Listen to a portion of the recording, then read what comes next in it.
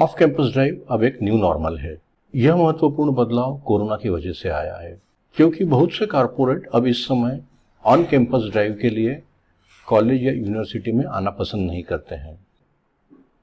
इसलिए सारी डिपेंडेंसी ही अब ऑफ कैंपस ड्राइव पे आ गई है। इस बदली हुई परिस्थिति में हम अपने आप को कैसे तैयार करें कि हमें ऑफ कैंपस प्लेसमेंट में जॉब मिल सके। मेरा नाम अमित प्रधान है और मैं सिक्स सिग्मा प्रोजेक्ट मैनेजमेंट का ट्रेनर और कंसल्टेंट हूँ। अब तक मैंने 2000 से ज़्यादा लोगों को ट्रेन किया हुआ है स्किल डेवलपमेंट के लिए, ताकि वो एक अच्छे बेहतर जॉब को हासिल कर सके।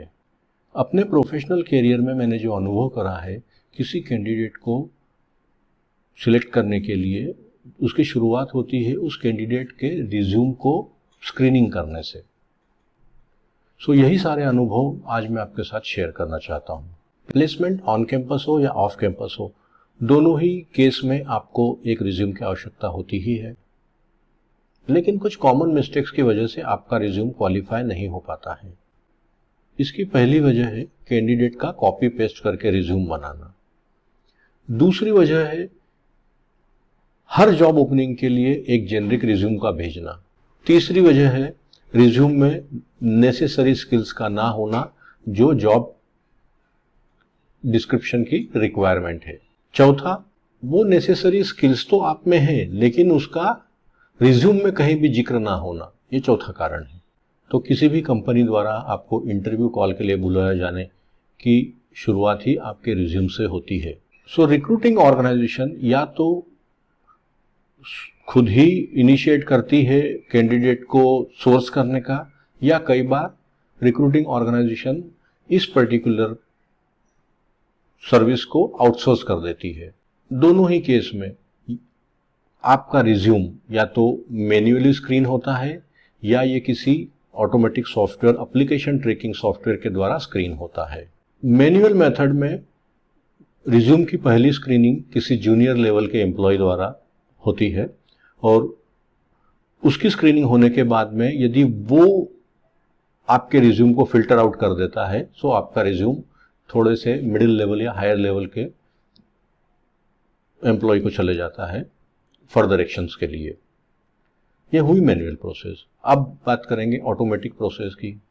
ऑटोमेटिक प्रोसेस में उस पर्टिकुलर ओपनिंग के हिसाब से जॉब डिस्क्रिप्शन लिखा जाता ही है, लेकिन उस जॉब डिस्क्रिप्शन में से कुछ कीवर्ड्स निकाले जाते हैं और उन नेसेसरी कीवर्ड्स को इस एप्लीकेशन ट्रैकिंग सॉफ्टवेयर में फीड किया जाता है। उसके बाद में जितने भी रिज्यूम्स आए हुए हैं उन सारे रिज्यूम को उस एप्लीकेशन ट्रैकिंग सॉफ्टवेयर के थ्रू स्क्रीन किया जाता है।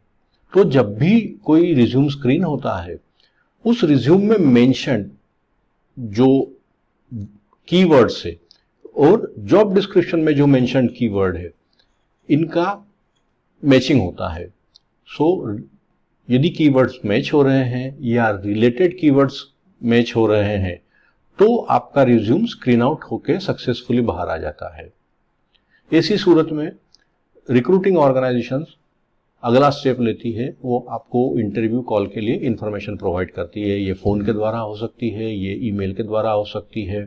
लेकिन जब भी आपका रिज्यूम इस एप्लीकेशन ट्रैकिंग सॉफ्टवेयर के थ्रू स्क्रीन होता है, यह मुख्यतः 4 फैक्टर्स को फॉलो करता है।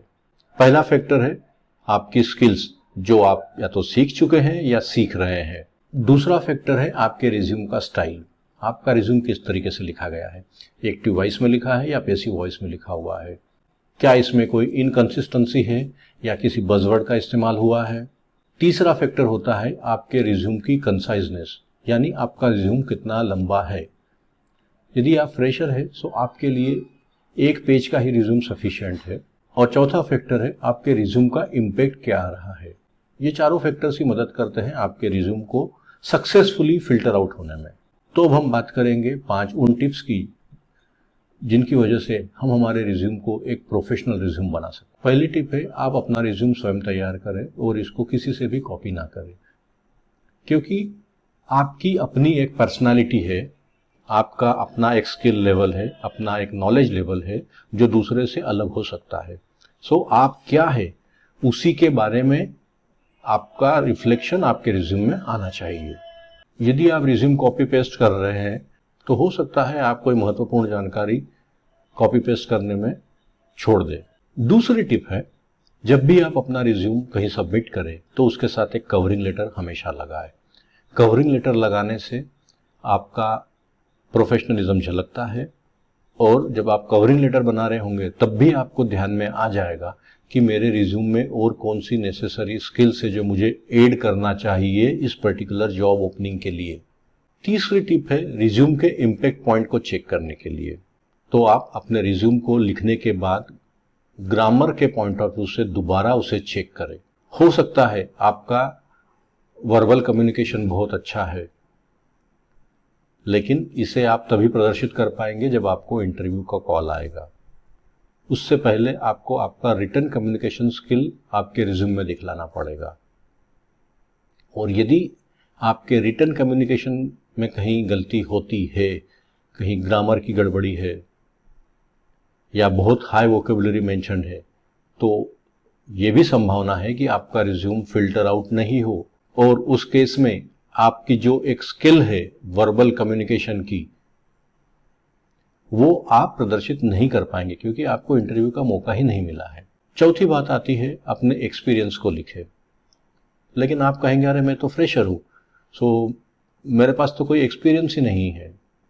हो सकता है आपके पास में इंडस्ट्री का कोई अनुभव नहीं हो, लेकिन एकेडमिक्स के दौरान आपने यदि कोई प्रोजेक्ट पे काम किया हुआ है तो आप उसके बारे में अपना लिखिए।